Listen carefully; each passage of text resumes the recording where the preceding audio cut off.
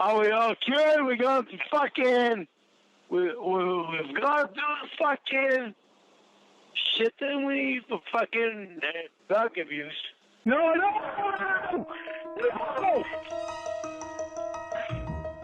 Are you listening? Oh boy, do I got a couple doozies for you before we jump into this morning's video.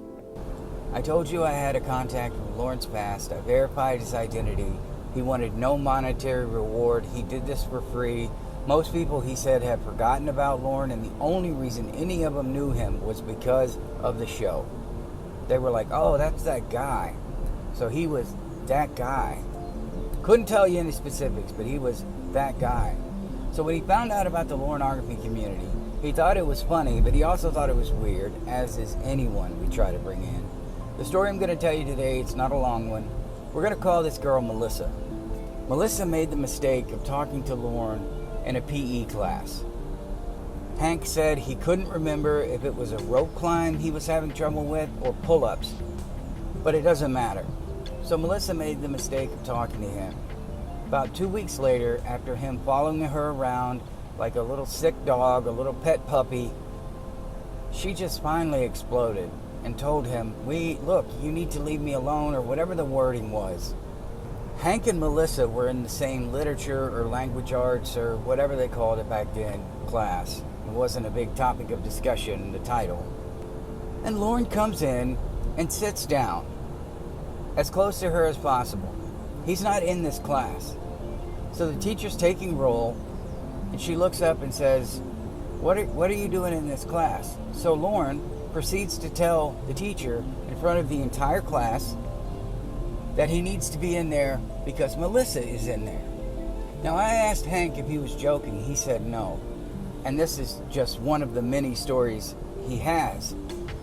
So the teacher asks Lorne to leave, and Lorne does. And a week later, he's back in one of her other classes, and the same thing happens. The only way he stopped bothering her was when another girl, who we will call Kim, came along. I don't have many stories about her. As a matter of fact, I don't think I have any that I can really tell. But that's one of the stories that I'm going to be trickling out. He did his best to remember because, again, Lorne was one of those forgettable people. And the only reason anyone remembered him was because of the dumbass shit that he did. So, Hank, thank you very much. I can't wait to tell the handyman story. I really appreciate it.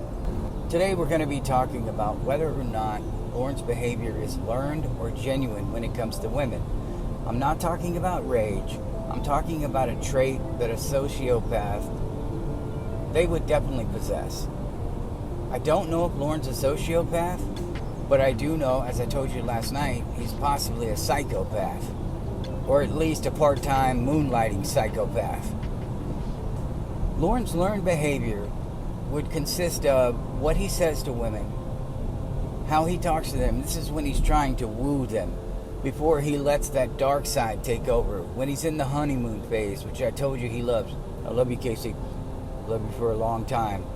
Even though I was just with Jamie Amy last week.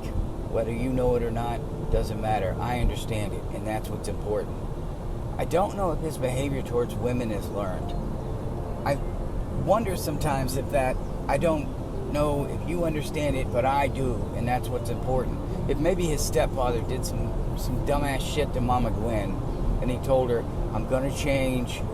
Whether you know what that consists of, it doesn't matter. I do, and that's what's important.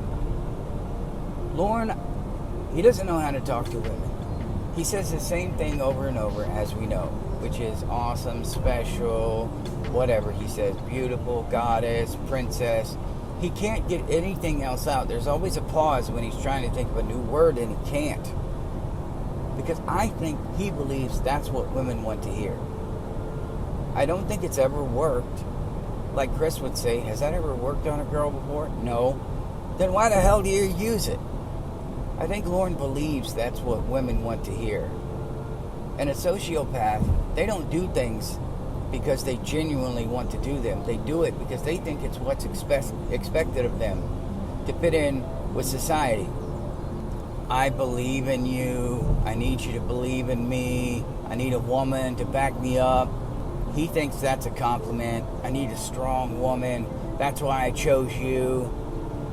If it is genuine, and that's how he feels, I would be shocked. His poems, everything is the same thing over and over. So it's hard for me to believe that it's something that he does mean genuinely. I don't know where he would have learned it from. Maybe his older brother tried to coach him. I really like this girl named Melissa, what do I do? Well, whatever you do, don't stalk her. Okay, stalk her. He's the SpongeBob of the Lorneography community. Whatever you do, SpongeBob, don't floor it. Floor it? No, SpongeBob, don't floor it. Floor it? No. Okay, I'll floor it. And I'm driving past a fatality accident that they have not covered up yet. That is not how I wanted to start my morning. I had to pause the video, but we are going to continue. I wondered if Lorne's drinking came from high school. If it came from these parties where no one would pay attention to him, so he started drinking heavily and it gave him confidence and he was pulling out his wee-wee and dancing around. And I say the pulling out my wee-wee thing because he's so childish. He would use a different term, but I just don't even like using that term. So I think some of that behavior he taught himself. I think he might have even thought that was what is expected. In his head, I firmly believe he thought, go to a party, get drunk, have sex. And I think he only ever accomplished one of those, which was probably get drunk. I can't imagine Mama Gwen. He does have learning disabilities, and maybe Mama Gwen was overprotective, and little Lorne's the baby. And he got that extra attention, which is why he thinks he needs all of the attention, and he needs a mom, his woman to be his mother. I was raised by mom. Oh, and your stepdad that you forgot to tell us all about. Appreciate that, Lorne, after I made all of those videos. I don't think this sober Lorne is the real Lorne. Lorne looked really tired, really tired in one of those videos that Blue Boy shared. Especially the Ring video where he's singing horribly.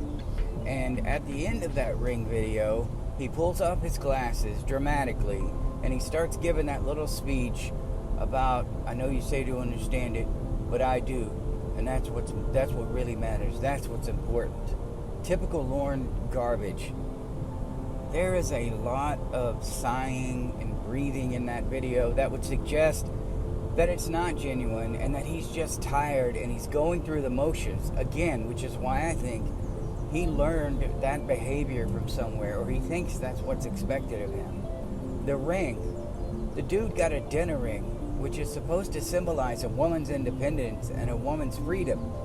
And he's asking her to be his essentially his emotional prisoner, to be his girlfriend, to tie herself down with a freedom ring. Even if Lorne Armstrong had the power in What Women Want, where Mel Gibson could hear the thoughts of every woman around him, which I think would be a nightmare, especially for him. I can't imagine what they're thinking. So I wonder what Melissa was thinking back in high school when the dude shows up in her class, the idiot of the school, the geek. And I don't mean geek in a good way. I mean telling corny jokes and trying to get attention. Shows up in her class, announces to the world they need to be in there so they can be together. Again, I have no reason to doubt Hank. I don't.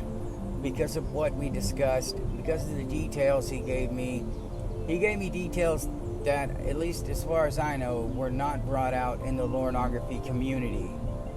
So, but anyway, we're back to Mr. Penis, aka Lorne Lynn Armstrong. And I'm certain that the reason he's in the trailer is because his mom kicked him out. Because he doesn't know what is expected of him in terms of that. He only did it because that's what he thought he was supposed to do.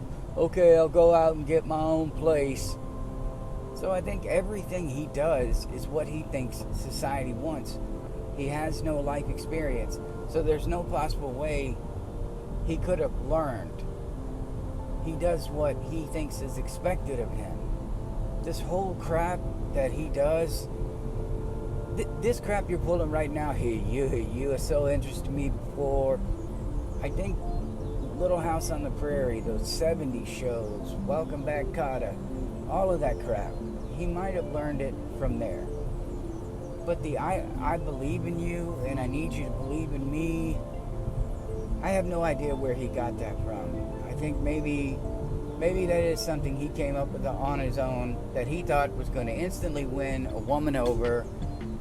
I don't know. But I do know that his behavior is forced. Because if he had his way, they would be angry all the time. That's where he's most comfortable. We've discussed that before. The honeymoon phase is his favorite because he can be all giddy and happy and try to be clever. And he can call, oh, I love you so much. They're in the middle of talking. My daughter used to eat at the table when she was 3 years old. And just randomly, she'd get up from her chair so giddy and come over and give me a hug. Lorne does that when he's speaking. I love you. He did it with Kayla, but Kayla was to make sure he closed that section off of grooming that he was doing. I think Lorne's I love you and all of that crap, it's what he thinks women expect, and it's what he thinks is going to lock them down. If I could just get them to say it, don't take your love away from me. And we discussed yesterday that Lorne decides when there's a relationship. And Lorne also decides when there's not a relationship. And the only time there's not a relationship is when there's another woman. Which is why, with the Melissa story, and the other girl came along, Lorne attached to her. And from what I understand, it was a pattern, whether they had a boyfriend or not. Now, Lorne was never around them when the boyfriend was around, because we know he's a coward, although there was an incident, and I'll get into that in another, I don't wanted to say in another call, but in another video. We're just seeing traits of a sociopath, but I don't think he's full-on sociopath. There are other behaviors of his that are probably what he expects, but the ones we see most often are with the women, because the catfish women call him these heroes who keep him from doing this. And I'm sure Nikki, Paula, Amanda James, we saw the chat logs from those other girls he actually victimized. It would be all of that garbage. Now, it may have worked on those younger girls, and that's why he keeps doing it. Because he perfected, in his mind, the art of grooming. And with Kayla, it was going according to plan. Everything was just perfect. But with real women, none of that crap works. And I'm sure it's frustrating for him because he's not creative enough to come up with anything else other than, I believe in you. I need you to believe in me. Just coming slow. He'll never change. He's not gonna change. I promise. I swear I promise you, I'll never drink again. I'll never say anything like that again. And then on those voicemail calls, the next voicemail is, I am so sorry, Brad. It's not the way I wanted to act. Can you imagine in high school and you've got Lorne doing all of that?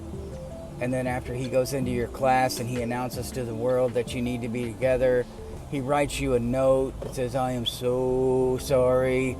I didn't mean to embarrass you like that. Please be patient with me. I'm trying to change. I think you'll like me once you get to know me. Because he believes if they don't like him, he's there to help them like him. He's there to show them that I am who you need, whether they want it or not.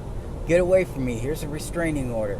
I know it's just a piece of paper, but if you get to know me, if you get to know the real me, if you just come up here, you'll see a different person. Once we're dating, I won't be this stalker. And we know it would get worse. And he knows it would get worse. But he thinks that's normal. So I wonder if Roy was some kind of stalker, or one of his other siblings. Like his sister was, I drug my key, whatever that song is. She got back at an ex-boyfriend, and maybe Lorne thought that was normal. A bit rambly, I know. But after I heard that story, a lot of questions started popping up in my head, and I wish I could ask him and get some truthful answers. I love you guys. I will see you in the next one.